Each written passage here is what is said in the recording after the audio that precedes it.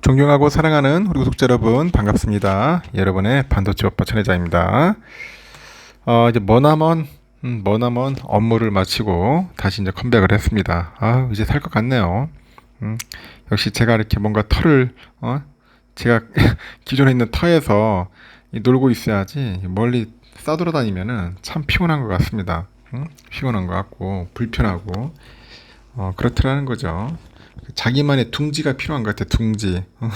둥지로 다시 날아왔어요. 날아왔고 또 열심히 한번 떠들어 보도록 하겠습니다. 며칠 동안 좀 피로에 쌓였는지 목소리가 약간 좀 침체됐는데 그래도 한번 잘 가담아 드려야겠죠. 지금 보니까 우리가 인간관계에서 보면은 그 갑이 되는 방법에 대해서 잠깐 그런 이야기 있더라고요. 인간관계에서 갑이 되는 방법. 이 다른 사람에게 끌려다니지 않고 이 우위에 서는 방법은 의외로 간단하답니다. 간단한데 그것은 바로 이제 사람 사이에서 의미 부여를 하지 않는 겁니다. 의미 부여를 하지 않는 것이다. 그런 이야기를 합니다. 누군가의 만남과 인연을 특별하게 이제 포장하고 이제 큰 의미를 부여할수록 의리 자리에 서게 되면서 이제 감정 소모만 커진다. 감정 소모만 커진다고 하더라고요. 그 모든 사람과 선을 긋고요. 마음의 문을 닫으라는 그런 말이 아닙니다. 그런 말은 아니고 이 누군가가 여러분에게 건네는 그런 손길에 지나치게 매달리지 말라는 겁니다. 매달리지 말고 여러분 또한 누군가한테 호의를 베풀고 난 후에는 큰 기대를 하지 말라는 의미죠. 이 사람은 그 난로처럼 돼야 돼요. 난로. 이 난로처럼 돼야 한다. 그런 이야기를 합니다. 너무 가깝지도 않게 너무 멀지도 않게 그렇게 다가야 한다는 거겠죠. 너무 가까우면은 거의 뭐 타버릴 테고요. 너무 멀어지면 얼어버릴 테니까 멀지도 않고 가깝지도 않고 하여튼 그런 애매모호한 그런 관계인가? 어중간한 관계 그게 아니고 적당한 관계 이 적당한 관계를 잘 유지를 하라는 겁니다. 그래야지 여러분의 인간관계가 갑이 되지 않나 그런 생각을 좀 해봅니다. 하여튼 갑이 되었으면 좋겠어요 여러분들이. 그러면 또 삼성의 이야기를 한번 또 해보도록 하겠습니다. 요즘 보니까 삼성전자 그 2파 2023에 좀 열심히 홍보를 하고 있는 것 같은데, 삼성전자가 독일 베를린에서 열리는 유럽 최대 가전 전시회죠. 2파 23. 이곳에서 2030 부산 세계 박람회 유치 활동을 홍보했다고 이제 밝혔습니다. 삼성은 2파 전시장이 위치한 그 시티큐브 베를린이죠. 이거 입구 두 곳에서 총 60개의 그 홍보 깃발을 설치해가지고 삼성 브랜드하고 부산 엑스포를 이제 알린 겁니다. 또한 삼성은 전시장에 마련된 가로 길이 20m의 대형 스크린에 상영되는 신제품 영상에 그 부산의 엑스포 그 엠블럼을 포함해가지고 전시장 곳곳에서 엑스포 응원 문구를 이제 게재를 해요. 그래서 관람객들의 눈길을 이제 끌었습니다. 이외에도 이제 베를린 도심 곳곳에서 이제 부산 엑스포가 이제 부각이 되는데 삼성은 전자제품 대형 매장이죠. 미디어 마트 알렉사 지점의 5개 광고에서 부산 엑스포 응원 문구를 선보입니다. 그리고 카데베 백화점 삼성 매장하고 코담거리의 팝업 스토어, 베를린 공항 등 유동인구가 많은 그런 주요 동선에서 엑스포 그런 홍보 영상을 상영했다. 그런 얘기를 합니다. 부산 엑스포 유치되면 좋겠죠. 근데 만만치 않은 것 같습니다. 보니까 현 정부에서 얼마나 잘할지 모르겠는데 하여튼 뭐 좋은 결과가 있으면 좋겠습니다. 경쟁자가 뭐 사우디라서 그렇게 쉽지는 않을 것 같아요. 삼성전자가 그 자체 생성형 인공지능 서비스의 상표권을 출원하는 등 연내 도입을 위해서 속도를 내고 있는데 앞서서 삼성은 그 반도체 부분은 연내 GPT 3.5 수준 이상의 그런 자체 거대 언어 모델이죠. 이 도입을 추진한다고 밝힌 바 있어요. 특허청 그 특허정보 서비스의 그 키플러스 업계에 따르니까 삼성은 삼성 가우스하고 가이스 이 두 개의 AI 관련 상표를 출원했는데요. 삼성은 두 상표 모두 기기학습 기반의 언어 및 그 음성 처리용 컴퓨터 소프트웨어하고 자연어 처리 생성 이해 분석용 컴퓨터 소프트웨어 그 AI 소프트웨어라고 설명을 했습니다. 특허업계 관계자는 생성형 AI하고 관련된 그런 상표일 거라고 추정이 되는데 통상 신제품의 경우 복수의 상표권을 출원하는 경우가 흔하다고 설명을 하죠. 이번에 상표를 출원한 그 생성형 AI는 사내용이에요. 상표권 출원에 나선 것은 향후 미래의 대외용으로도 확장할 수 있는 가능성을 염두에 둔 것이라고 볼 수 있는데 추측하고 있고, 삼성은 상표권과 관련된 정보는 확인이 어렵다고 그런 입장입니다. 앞서서 삼성은 회사의 민감한 정보가 유출될 가능성을 우려해서 사내에서 챗GPT를 비롯해서 외부 생성형 AI 사용에 제동을 걸었는데, 가전하고 스마트폰 사업 등을 담당하는 삼성 디바이스 경험의 부분은 5월부터 사내 PC를 통해서 생성형 AI 사용을 금지했고요. DS 부분은 챗GPT 사용 시에 글자 수 제한 등의 조치를 상정됩니다. 대신 삼성은 업무에 활용할 수 있는 그 자체 생성형 AI 서비스 개발 도입을 선언을 했고요. 그래서 삼성은 DX 부분의 최고 기술 책임자죠. 그 CTO 겸 해가지고 삼성 리서치 장인의 사장급인 것 같습니다. 최근에 사내 타운홀 미팅에서 자체 생성형 AI 개발 방향성을 코딩 지원과 문서 요약, 이메일 전송 등 사내 생산성 향상과 삼성 디바이스 탑재 등 두 가지로 설명을 해가지고, 코딩 지원 등은 10월부터 사내에서 베타 테스트 시작해가지고 연말이나 연초에 직원들한테 오픈할 계획이라고 합니다. AI 분야는 이재용 회장이 직접 챙기는 미래 성장 동력 중 하나로 삼성을 비롯해서 전 계열사의 관심사인데, 삼성 이외에도 삼성 SDS가 생성형 AI 서비스를 개발 중인데, SDS는 오는 10일 열리는 리얼 서밋 23에서 이 고객사랑 미디어의 현재 개발 중인 생성형 AI 서비스의 시연을 선보일 예정이라고 하죠. 참고하시면 될 것 같습니다. 그리고 잠시 또 노트북 관련된 이야기인데요. 지금 보니까 노트북 시장이 또 만만치 않은 것 같아요. 인도 정부가 오는 11일부터 노트북하고 개인용 컴퓨터, 태블릿 등을 판매하는 기업들의 그 자국 내 생산을 유도하기 위해서 이들의 제품 수입을 사실상 금지한다, 그런 이야기를 해요.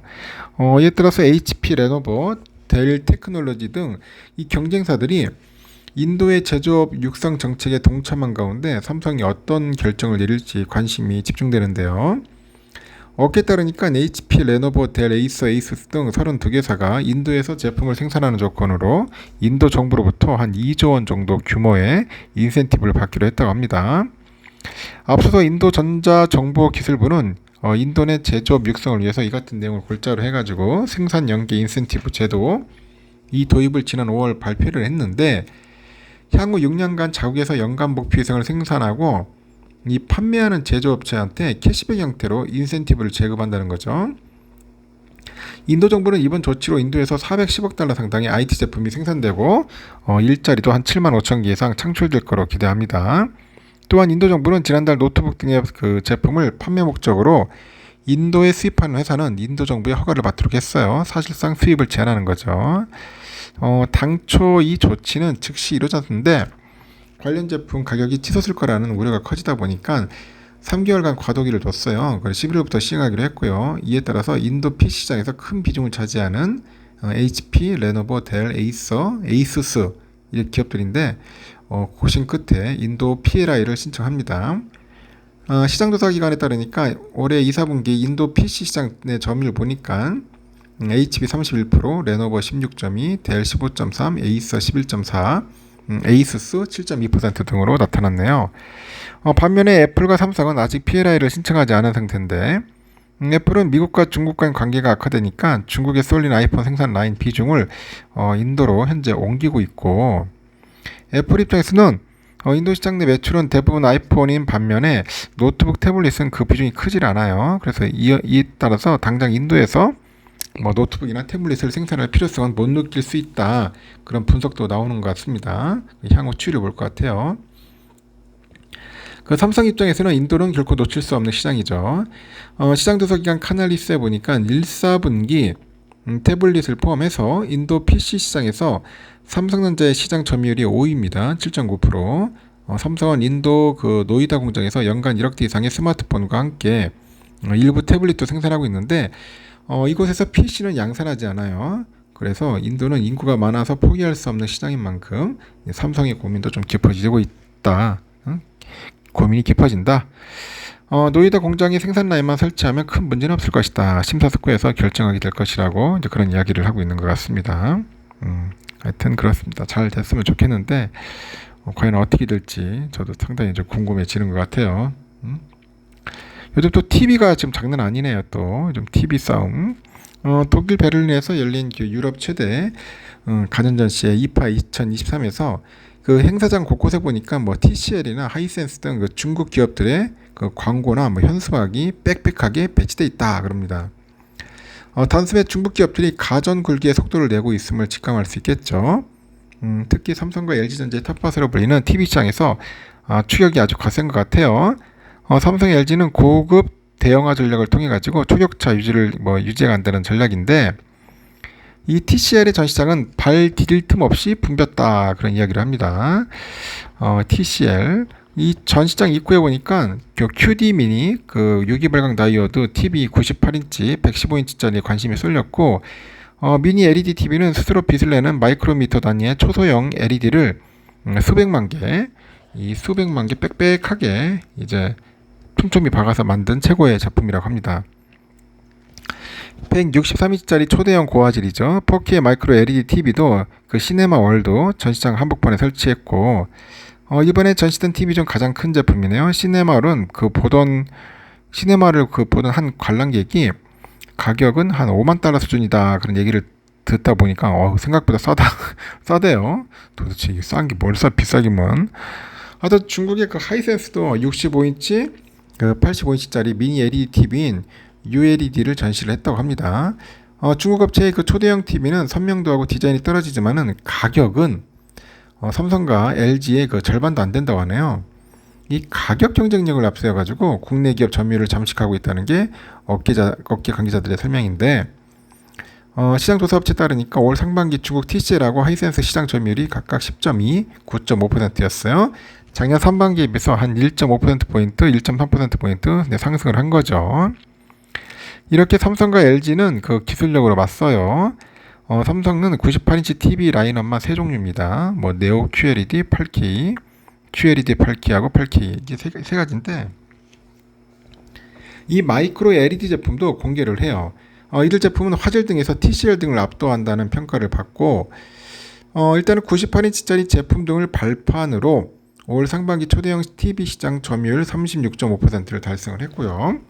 네오 QLED 모델 등을 앞세워서 중국의 추격을 따돌릴 거라고 합니다.